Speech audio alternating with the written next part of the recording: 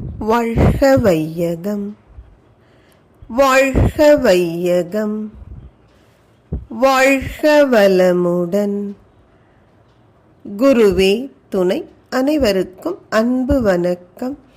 ஆசான் அருட்தந்தை வேதாத்ரி மகரிஷி அவர்களது ஞான களஞ்சிய கவிதைகள் படித்துக் கொண்டிருக்கிறோம்.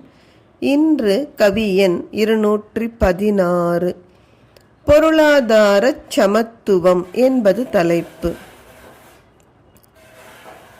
வீடு, தொழிற்சாலை, விளைநிலம், வியாபாரம், விஞ்ஞான இயந்திரங்கள், ஆட்சி பீடம், பாடுபடும் மக்கட்கு பொதுவாயாக பல படியில் கூட்டுறவு முறை வகுத்து நாடு வளம் பெற்று உலகத்து இணைப்பை கொண்டு நல்வாழ்வு கிட்டுவதற்கு ஏற்றவாறு ஈடு இணையற்ற ஒரு திட்டம் வேண்டும்.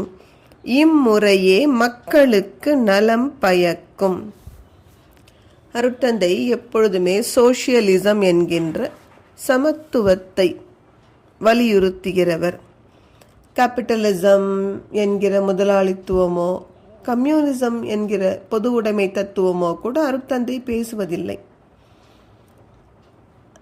அருட்தந்தை சொல்வார்கள், ஒரே ஒரு வித்தியாசம், கம்யூனிசத்தில் அவர்கள் பொருட்கள் அனைத்தையும் பொது உடைமையாக்கணும் நினைக்கிறாங்க.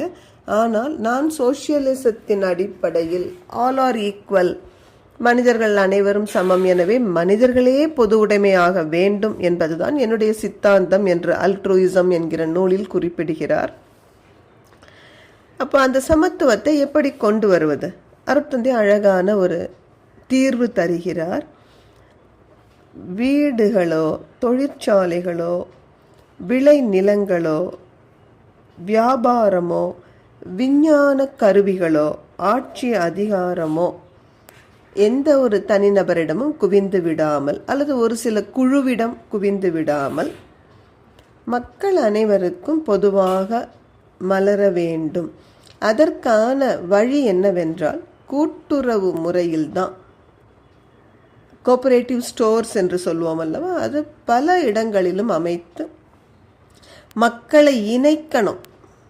மக்கள் ஒவ்வொருவருக்கும் அறிவை உயர்த்தி அவர்களே தங்களை தாங்கள் வழிநடத்தி கொள்ளக்கூடிய அளவிற்கு அறிவு உயர்வு பெற வேண்டும்.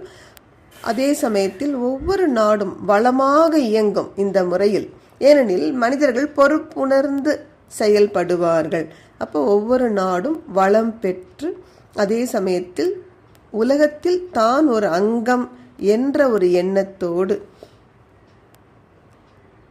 ஒவ்வொரு நாட்டு மக்களும் வாழ்வதற்குரிய ஈடிணையற்ற ஒரு மாபெரும் திட்டம் வேண்டும். ஓருலக ஆட்சியின் கீழ் அனைத்து நாடுகளும் இணைந்து செயல்படும் பொழுதுதான் மக்களுக்கு நல்வாழ்வு கிட்டும் என்பது அருட்தந்தை அவர்களது கருத்து. நன்றி. வாழ்க வளமுடன்.